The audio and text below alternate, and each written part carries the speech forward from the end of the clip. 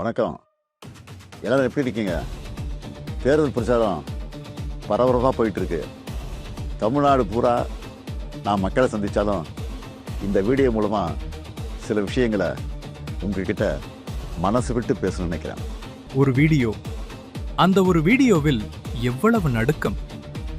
தேர்தல் பிரச்சாரத்தின் தொடக்கத்தில் 180 தொகுதிகள், ஊடகங்களின் ஆதரவு என ஒரு மாய பிம்பத்தை கட்டமைத்தீர்கள். ஆனால் இன்று நிலைமை தலைகீழ். மக்கள் மன்றத்தில் உங்கள் சாயம் வெளுத்துவிட்டதை இந்த வீடியோவே காட்டிக் கொடுத்துவிட்டது. பயம் உங்கள் கண்களில் தெரிகிறது. முதல்வர் அவர்களே, உங்களை உங்கள் எதிரிகள் கருணாநிதியை விட மோசமானவர் என்று சொல்வதாக நீங்களே குறிப்பிட்டீர்கள்.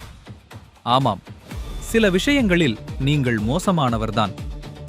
சாக்கடையில் இறங்கி போராடிய துப்புரவு தொழிலாளர்களை பெண்கள் என்று கூட பாராமல் நள்ளிரவில் கைது செய்து ஊர் தாண்டி கொண்டு போய்விட்டீர்களே, அதுவா உங்கள் மனிதாபிமானம்? அவர்களுக்கு ஆதரவு கொடுத்த வழக்கறிஞர்களை தாக்கியது, ஊதிய உயர்வு கேட்ட ஆசிரியர்களை சித்திரவதை செய்தது. இதில் ஒரு ஆசிரியர் தற்கொலை செய்து கொண்டாரே, அதற்கு என்ன பதில் சொல்லப் போகிறீர்கள்?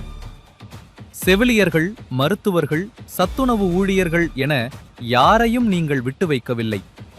காவல்துறையை ஏவி போராட்டத்தை ஒடுக்குவதுதான் உங்கள் திராவிட மாடலா? பெண்களுக்கு 33% இடஒதுக்கீடு வழங்கும் வரலாற்று சிறப்புமிக்க மசோதாவை எதிர்த்துவிட்டு இன்று மார்தட்டிக் கொள்கிறீர்கள். தமிழ்நாட்டிற்கு கிடைக்க வேண்டிய கூடுதல் தொகுதிகளை தடுத்த அயோக்கியத்தனம் உங்கள் பங்களிப்பு இல்லையா?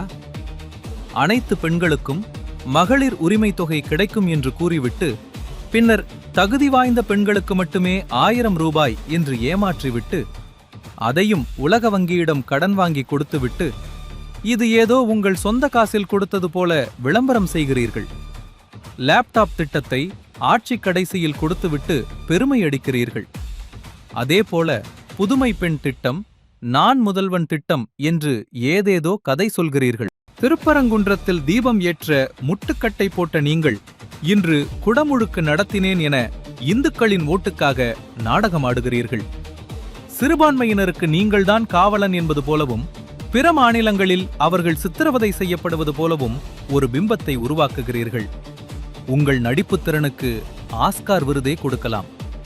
கடந்த 70 ஆண்டுகளில் இல்லாத கடன் சுமையை வெறும் 5 ஆண்டுகளில் 6 லட்சம் கோடி ரூபாயாக உயர்த்திய சாதனை உங்களுடையது. நீட் ரத்து முதல் கையெழுத்து என்றீர்கள், என்ன ஆனது? டாஸ்மாக் குறைப்பு என்றீர்கள், பெருகி நிற்கிறது. சட்டம் ஒழுங்கு சீர்கேடு, போதை கலாச்சாரம் தலைவிரித்தாடுகிறது.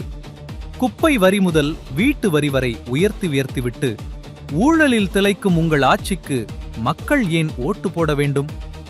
துப்புரவு தொழிலாளர்கள் தெருவில் போராடும்போது கூலி படம் பார்க்க தியேட்டருக்கு சென்றவர் நீங்கள்.